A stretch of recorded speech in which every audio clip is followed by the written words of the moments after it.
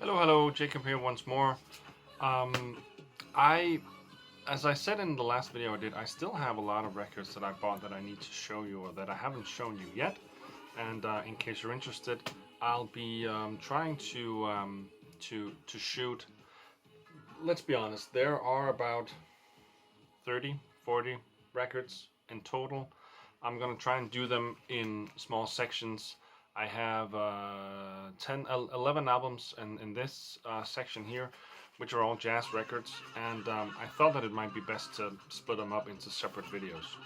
So this is the jazz section of the albums that I bought recently, and I'm not looking to take too much of your time, so I'll be going through these quite quickly. Um, I just haven't gotten around to doing videos in a long time, and the pile of new records has just gotten bigger and bigger. So we're gonna try and do this before the new year. So the jazz section here, these are all bought at different times, at different locations. Some at record fairs, some at different stores. Some even at like a flea market hall. So yeah, I'm just gonna go through these. First of all, a classic, everyone I think knows it. John Coltrane, Standard Coltrane, recorded in '58, originally released in '62. This is a 2000 and I believe 2014 I believe. Prestige repress, gorgeous album. Not too hard, this one, but really, really beautiful. He's playing with Wilbur Hardin, Red Garland, Paul Chambers, Jimmy Cobb. Quite a quintet here, and you just can't go wrong with Coltrane. And I'm always looking for a new Coltrane record to buy. Whenever I'm at a store, if there's something that I don't already have, I just buy them one at a time and just slowly but steadily expanding the Coltrane collection. So I picked up this one, and another jazz hero, another jazz legend is Charles Mingus. This is the 2019 repressing of The Black Saint and Sinner Lady, originally released in '65 on Impulse. Sorry. This album here, I'm not gonna put my hands over his face here. This album here, there was I think 2 or 3 reissues released at the same time. This one and and Mingus. I think those 3 were released at the same time. I picked up this one to begin with. This is a tough listen for me. If you know this album, you know that there are these constant changes in pace in many of the songs, where they start slow and then they just go faster and faster, and then they bring it back down and go faster again. I found it hard to really concentrate on the music when I heard it the first time. I haven't heard it since, but that was I was quite stressed out when I heard it. So maybe the music just with the way that I felt mentally when I heard it, maybe that wasn't the right time to listen to it. Obviously, it's staying in my collection, and I need to investigate and delve more into this record here. Maybe find some reading material on this record. To basically to get to know it better, to get more familiar with it. But yeah, The Black Saint and the Sinner Lady. I got this mid '80s record here on ECM. I think now that I look at it, maybe I've shown it before. So this is Chick Corea. It's Miroslav Vitus and Roy Haynes, and the album is Trio Music Live in Europe, out on ECM 1986. This is a beautiful jazz trio live record. Recorded in '84, it says, in Germany, in 2 different cities in Germany. I think Willisau and Reutlingen must be both of them in Germany. I'm sure it is. A great jazz trio album. The classic ECM label here. Great record. Recommend that you buy it if you should come across it. Another repress I picked up is this one this is my first album from Joe Henderson. Now I was at a record fair and there were 3 records that I wanted to get. And they were selling 6 for, I think they were 120 a piece, 120 Danish kroner. And he was selling 6 for 600. So basically if you bought 5 you got the 6th one free. This is one of the ones that I took a chance on. This is Joe Henderson and Alice Coltrane. The album is The Elements. This is a very interesting album. This is a it was originally released in the 70s. I don't recall now when it was originally released. It was recorded in 73. I think it was released in 74 originally. This is a 2017 reissue out on Concord Music. The Elements, Joe Henderson, Alice Coltrane. This is a very interesting jazz album. There's a lot of things going on here. There's a lot of funk also in here. You can definitely tell that this is a 70s recorded record. The sleeve is quite small, so it's hard to get the record out.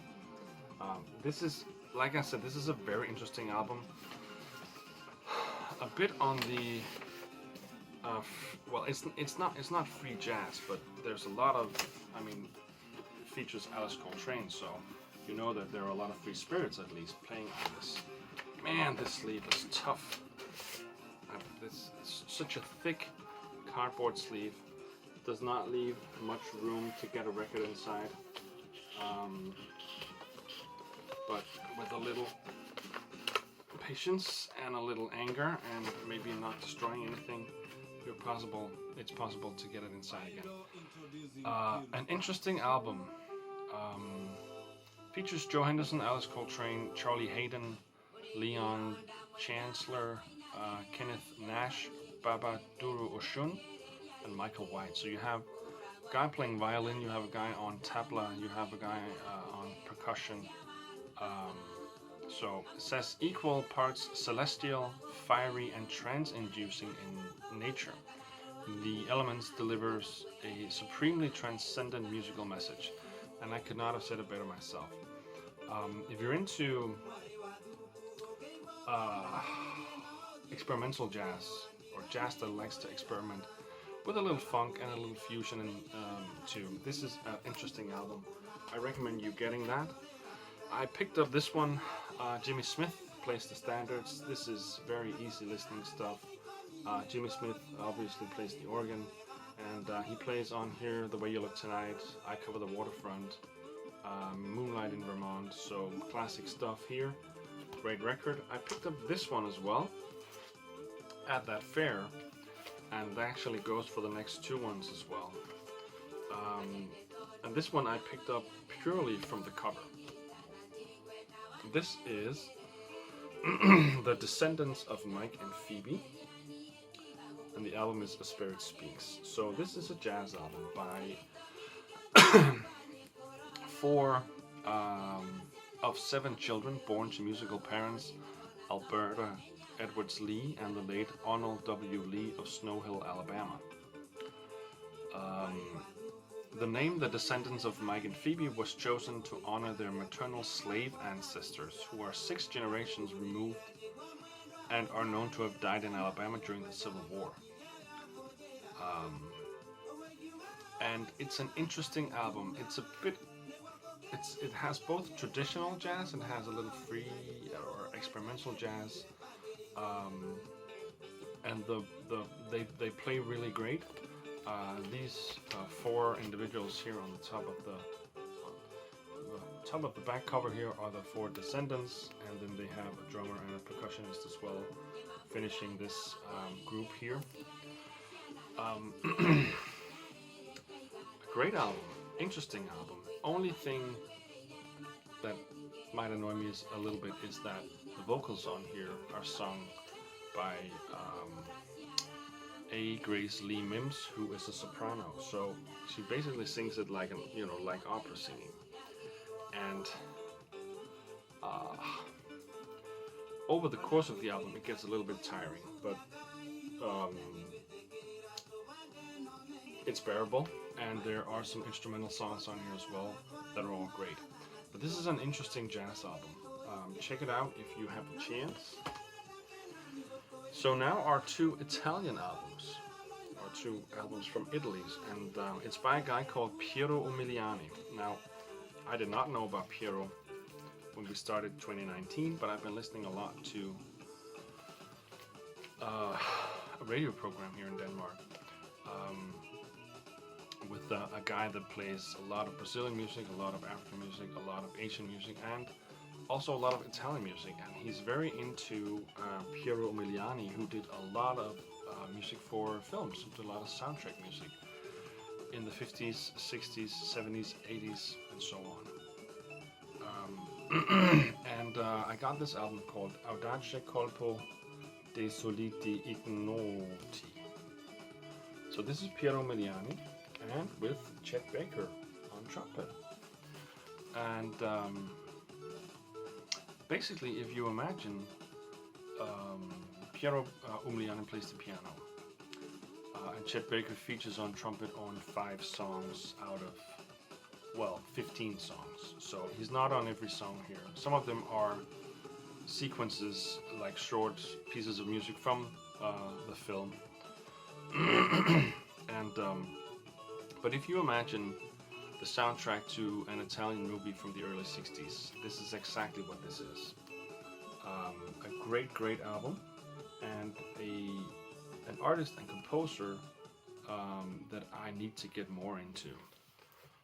I also got this one here, which is the soundtrack for the film Smog. Once again, this is Piero Umiliani, and it features Chet Baker once again.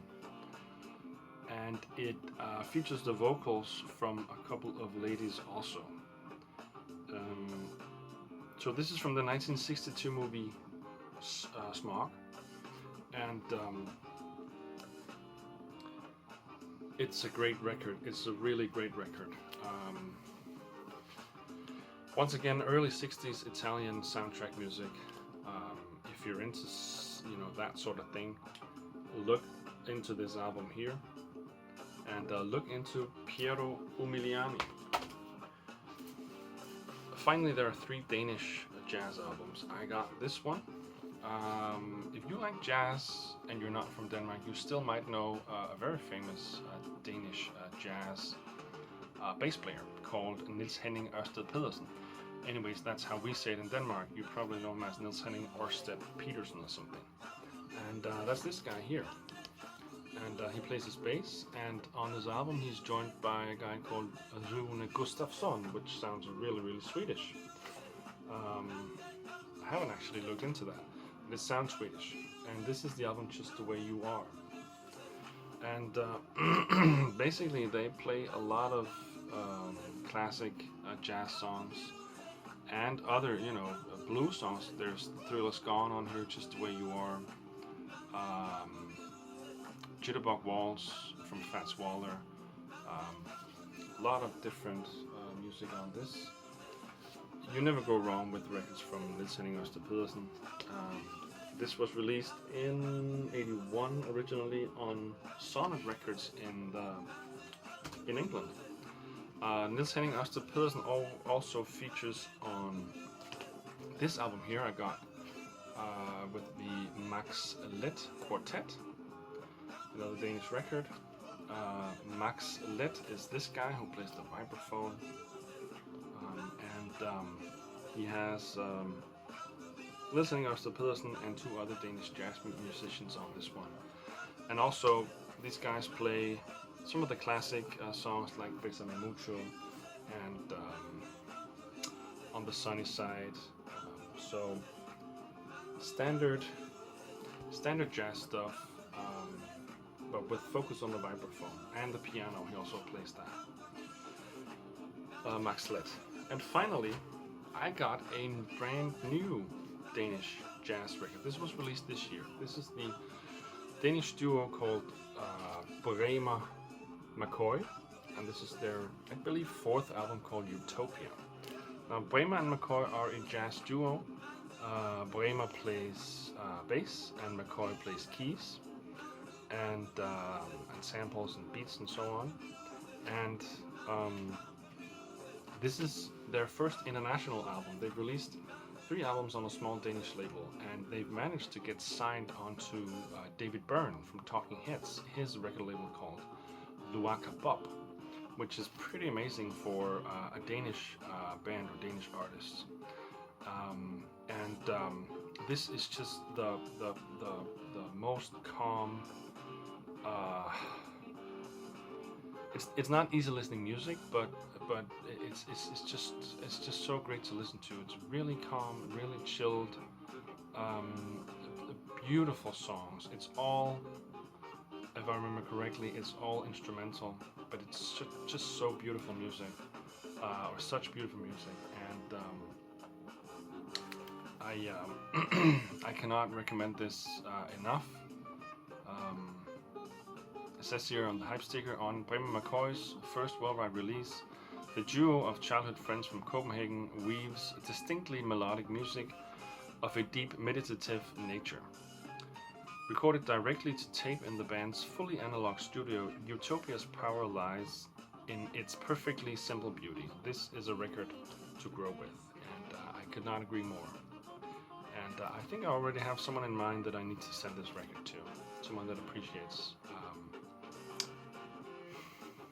somber, quiet, chilled jazz. So I need to get another copy and send as a VCLT. So that was 11 jazz records in 17 minutes, and that is part 1 of my record purchases that I haven't shown you yet. Got some stuff coming up, some Brazilian records, some African records, some reissues from 90s albums, and yeah, a bunch of other stuff. Until then, guys, be cool. I think that I'll maybe try and leave a sample of this album here, and then hopefully YouTube won't get on my case with it. So if it all ends well, I'll leave you with a sample from this, and if not, well then, check it out on Spotify. But that's it for this video here. Stay safe, guys. Bye-bye.